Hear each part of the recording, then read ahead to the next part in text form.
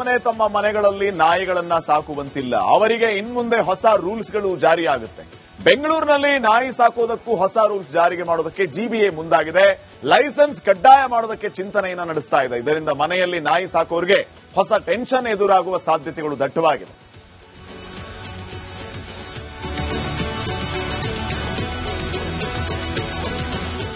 ನಾಯಿ ಸಾಕೋರಿಗೆ ರೂಲ್ಸ್ ಏನು? ಬೆಂಗಳೂರಿನಲ್ಲಿ ಇನ್ಮುಂದೆ ನಾಯಿ ಸಾಕೋದಕ್ಕೂ ಕೂಡ ರೂಲ್ಸ್ಗಳು ಜಾರಿಗೆ ಬರ್ತಾ ಇದೆ. ಸಾಕು ನಾಯಿಗೆ ಮೈಕ್ರೋಚಿಪ್ ಅಳವಡಿಸೋದು ಕಡ್ಡಾಯವಾಗಿರುತ್ತೆ. ಮಾಲೀಕರು ತಮ್ಮ ಖರ್ಚಲ್ಲೇ ಮೈಕ್ರೋಚಿಪ್ಗಳನ್ನ ಖರೀದಿ ಮಾಡಬೇಕು. ತಾವು ಸಾಕುವ ನಾಯಿಗಳಿಗೆ, ಸಾಕು ನಾಯಿಗೆ ಕಡ್ಡಾಯವಾಗಿ ರೇಬಿಸ್ ಲಸಿಕೆಯನ್ನ ಹಾಕಿಸಲೇಬೇಕು. ಲಸಿಕೆ ಹಾಕಿದ್ದಕ್ಕೆ ಪಶು ವೈದ್ಯರಿಂದ ದೃಢೀಕರಣವನ್ನ ಪಡಿಬೇಕು. 12 ತಿಂಗಳಿಗಿಂತ ದೊಡ್ಡ ನಾಯಿಗಳಿಗೆ ಸಂತಾನಹರಣ ಕಡ್ಡಾಯವಾಗಿ ಮಾಡಿಸಲೇಬೇಕು. ಒಂದು ಮನೆಯಲ್ಲಿ 3ಕ್ಕಿಂತ ಹೆಚ್ಚು ನಾಯಿಗಳನ್ನ ಸಾಕುವಂತಿಲ್ಲ. 3ಕ್ಕಿಂತ ಹೆಚ್ಚು ನಾಯಿಗಳಿದ್ದರೆ ಜಿಬಿಎ ಅಧಿಕಾರಿಗಳು ಬರ್ತಾರೆ. ಹೆಚ್ಚುವರಿ ನಾಯಿಗಳನ್ನ ವಶಕ್ಕೆ ಪಡೆದು ಪ್ರಾಣಿ ಕೇಂದ್ರಕ್ಕೆ ಕಳಿಸ್ತಾರೆ. ನಾಯಿಗಳು ಇರುವ ಜಾಗ ಯಾವಾಗಲೂ ಸ್ವಚ್ಛವಾಗಿರಬೇಕು. ವಾಕಿಂಗ್ಗೆ ಕರೆದೊಯ್ದರೆ ಕತ್ತಿಗೆ ಹಗ್ಗ ಅಥವಾ ಚೈನ್ ಕಟ್ಟಲೇಬೇಕು. ವಾಕಿಂಗ್ ವೇಳೆಯಲ್ಲಿ ನಾಯಿ ರಸ್ತೆಯಲ್ಲಿ ಗಲೀಜು ಮಾಡಿದರೆ ನಾಯಿಗಳ ಮಾಲೀಕರೇ ಆ ಗಲೀಜನ್ನ ಸ್ವಚ್ಛ ಮಾಡಬೇಕು. ಗಲೀಜನ್ನ ಸ್ವಚ್ಛ ಮಾಡಬೇಕಾದಂತಹ ಕೆಲಸ ಆಗುತ್ತೆ. ಮಾಡಲಿಲ್ಲ ಅಂತಂದ್ರೆ ದಂಡ ವಿಧಿಸಲಾಗುತ್ತೆ. ನಾಯಿ ತಪ್ಪಿಸಿಕೊಂಡು ಓಡಾಡಿದರೆ ಜಿಬಿಎ ವಶಕ್ಕೆ ಪಡೆಯುತ್ತೆ. 72 ಗಂಟೆಯೊಳಗೆ ಬಿಡಿಸಿಕೊಂಡ್ರೆ 1000 ರೂಪಾಯಿ ದಂಡ ಕಟ್ಟಬೇಕು. 72 ಗಂಟೆಯ ನಂತರ ಪ್ರತಿದಿನ 200 ರೂಪಾಯಿ ದಂಡ ಪಾವತಿಸಬೇಕಾಗುತ್ತೆ. ಇದು ಹೊಸ ರೂಲ್ಸ್. ಈ ರೀತಿಯ ರೂಲ್ಸ್ ಗಳನ್ನ ಜಾರಿಗೆ ತರಲಾಗಿದೆ. ಇನ್ಮುಂದೆ ನಾಯಿ ಸಾಕುವಂತವರು ಈ ಮನೆ ತಮ್ಮ ಮನೆಗಳಲ್ಲಿ ನಾಯಿಗಳನ್ನ ಸಾಕುವಂತಿಲ್ಲ. ಅವರಿಗೆ ಇನ್ಮುಂದೆ ಹೊಸ ರೂಲ್ಸ್ಗಳು ಜಾರಿಯಾಗುತ್ತೆ. ಬೆಂಗಳೂರಿನಲ್ಲಿ ನಾಯಿ ಸಾಕೋದಕ್ಕೂ ಹೊಸ ರೂಲ್ಸ್ ಜಾರಿಗೆ ಮಾಡೋದಕ್ಕೆ ಜಿಬಿಎ ಮುಂದಾಗಿದೆ. ಲೈಸೆನ್ಸ್ ಕಡ್ಡಾಯ ಮಾಡೋದಕ್ಕೆ ಚಿಂತನೆಯನ್ನ ನಡೆಸ್ತಾ ಇದೆ. ಇದರಿಂದ ಮನೆಯಲ್ಲಿ ನಾಯಿ ಸಾಕೋರಿಗೆ ಹೊಸ ಟೆನ್ಷನ್ ಎದುರಾಗುವ ಸಾಧ್ಯತೆಗಳು ದಟ್ಟವಾಗಿದೆ.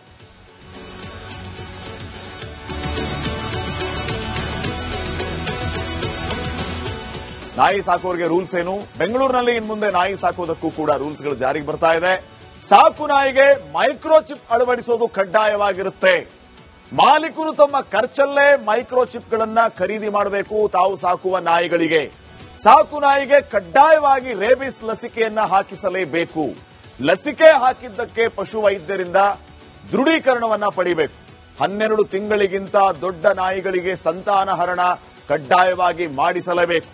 ಒಂದು ಮನೆಯಲ್ಲಿ 3ಕ್ಕಿಂತ ಹೆಚ್ಚು ನಾಯಿಗಳನ್ನ ಸಾಕುವಂತಿಲ್ಲ. 3ಕ್ಕಿಂತ ಹೆಚ್ಚು ನಾಯಿಗಳಿದ್ದರೆ ಜಿಬಿಎ ಅಧಿಕಾರಿಗಳು ಬರ್ತಾರೆ. ಹೆಚ್ಚುವರಿ ನಾಯಿಗಳನ್ನ ವಶಕ್ಕೆ ಪಡೆದು ಪ್ರಾಣಿ ಕೇಂದ್ರಕ್ಕೆ ಕಳಿಸ್ತಾರೆ. ನಾಯಿಗಳು ಇರುವ ಜಾಗ ಯಾವಾಗಲೂ ಸ್ವಚ್ಛವಾಗಿರಬೇಕು. ವಾಕಿಂಗ್ಗೆ ಕರೆದೊಯ್ದರೆ ಕತ್ತಿಗೆ ಹಗ್ಗ ಅಥವಾ ಚೈನ್ ಕಟ್ಟಲೇಬೇಕು. ವಾಕಿಂಗ್ ವೇಳೆಯಲ್ಲಿ ನಾಯಿ ರಸ್ತೆಯಲ್ಲಿ ಗಲೀಜು ಮಾಡಿದರೆ ನಾಯಿಗಳ ಮಾಲೀಕರೇ ಆ ಗಲೀಜನ್ನ ಸ್ವಚ್ಛ ಮಾಡಬೇಕು. ಗಲೀಜನ್ನ ಸ್ವಚ್ಛ ಮಾಡಬೇಕಾದಂತಹ ಕೆಲಸ ಆಗುತ್ತೆ. ಮಾಡಲಿಲ್ಲ ಅಂತಂದ್ರೆ ದಂಡ ವಿಧಿಸಲಾಗುತ್ತೆ. ನಾಯಿ ತಪ್ಪಿಸಿಕೊಂಡು ಓಡಾಡಿದರೆ ಜಿಬಿಎ ವಶಕ್ಕೆ ಪಡೆಯುತ್ತೆ. 72 ಗಂಟೆಯೊಳಗೆ ಬಿಡಿಸಿಕೊಂಡ್ರೆ 1000 ರೂಪಾಯಿ ದಂಡ ಕಟ್ಟಬೇಕು. 72 ಗಂಟೆಯ ನಂತರ ಪ್ರತಿದಿನ 200 ರೂಪಾಯಿ ದಂಡ ಪಾವತಿಸಬೇಕಾಗುತ್ತೆ. ಇದು ಹೊಸ ರೂಲ್ಸ್. ಈ ರೀತಿಯ ರೂಲ್ಸ್ ಗಳನ್ನ ಜಾರಿಗೆ ತರಲಾಗಿದೆ. ಇನ್ಮುಂದೆ ನಾಯಿ ಸಾಕುವಂತವರು ಈ ಎಲ್ಲಾ ರೂಲ್ಸ್ಗಳ ಬಗ್ಗೆ ಗಮನ ಹರಿಸಿ. ಮನೆ ತಮ್ಮ ಮನೆಗಳಲ್ಲಿ ನಾಯಿಗಳನ್ನ ಸಾಕುವಂತಿಲ್ಲ. ಅವರಿಗೆ ಇನ್ಮುಂದೆ ಹೊಸ ರೂಲ್ಸ್ಗಳು ಜಾರಿಯಾಗುತ್ತೆ. ಬೆಂಗಳೂರಿನಲ್ಲಿ ನಾಯಿ ಸಾಕೋದಕ್ಕೂ ಹೊಸ ರೂಲ್ಸ್ ಜಾರಿಗೆ ಮಾಡೋದಕ್ಕೆ ಜಿಬಿಎ ಮುಂದಾಗಿದೆ. ಲೈಸೆನ್ಸ್ ಕಡ್ಡಾಯ ಮಾಡೋದಕ್ಕೆ ಚಿಂತನೆಯನ್ನ ನಡೆಸ್ತಾ ಇದೆ. ಇದರಿಂದ ಮನೆಯಲ್ಲಿ ನಾಯಿ ಸಾಕೋರಿಗೆ ಹೊಸ ಟೆನ್ಷನ್ ಎದುರಾಗುವ ಸಾಧ್ಯತೆಗಳು ದಟ್ಟವಾಗಿದೆ.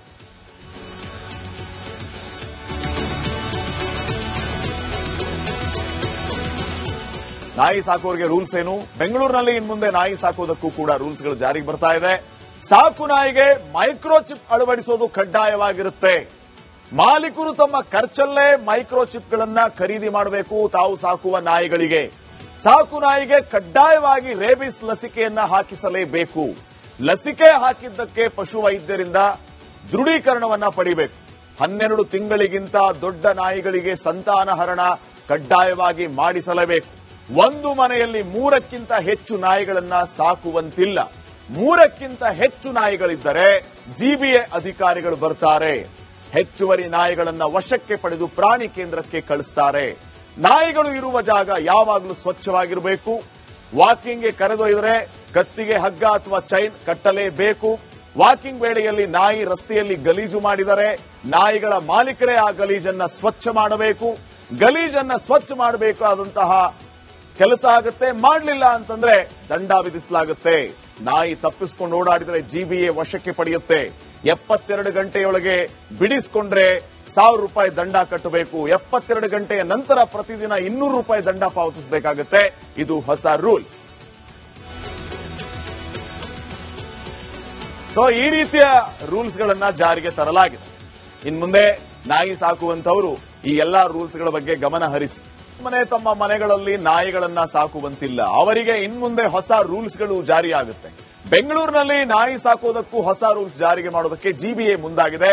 ಲೈಸೆನ್ಸ್ ಕಡ್ಡಾಯ ಮಾಡೋದಕ್ಕೆ ಚಿಂತನೆಯನ್ನ ನಡೆಸ್ತಾ ಇದೆ. ಇದರಿಂದ ಮನೆಯಲ್ಲಿ ನಾಯಿ ಸಾಕೋರಿಗೆ ಹೊಸ ಟೆನ್ಷನ್ ಎದುರಾಗುವ ಸಾಧ್ಯತೆಗಳು ದಟ್ಟವಾಗಿದೆ.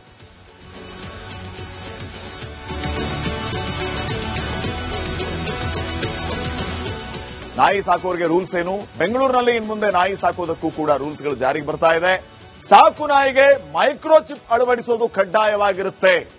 ಮಾಲೀಕರು ತಮ್ಮ ಖರ್ಚಲ್ಲೇ ಮೈಕ್ರೋಚಿಪ್ ಗಳನ್ನ ಖರೀದಿ ಮಾಡಬೇಕು. ತಾವು ಸಾಕುವ ನಾಯಿಗಳಿಗೆ, ಸಾಕು ನಾಯಿಗೆ ಕಡ್ಡಾಯವಾಗಿ ರೇಬಿಸ್ ಲಸಿಕೆಯನ್ನ ಹಾಕಿಸಲೇಬೇಕು.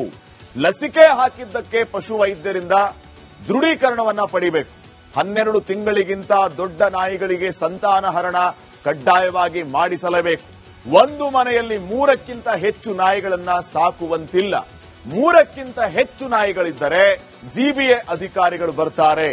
ಹೆಚ್ಚುವರಿ ನಾಯಿಗಳನ್ನ ವಶಕ್ಕೆ ಪಡೆದು ಪ್ರಾಣಿ ಕೇಂದ್ರಕ್ಕೆ ಕಳಿಸ್ತಾರೆ. ನಾಯಿಗಳು ಇರುವ ಜಾಗ ಯಾವಾಗಲೂ ಸ್ವಚ್ಛವಾಗಿರಬೇಕು. ವಾಕಿಂಗ್ಗೆ ಕರೆದೊಯ್ದರೆ ಕತ್ತಿಗೆ ಹಗ್ಗ ಅಥವಾ ಚೈನ್ ಕಟ್ಟಲೇಬೇಕು. ವಾಕಿಂಗ್ ವೇಳೆಯಲ್ಲಿ ನಾಯಿ ರಸ್ತೆಯಲ್ಲಿ ಗಲೀಜು ಮಾಡಿದರೆ ನಾಯಿಗಳ ಮಾಲೀಕರೇ ಆ ಗಲೀಜನ್ನ ಸ್ವಚ್ಛ ಮಾಡಬೇಕು.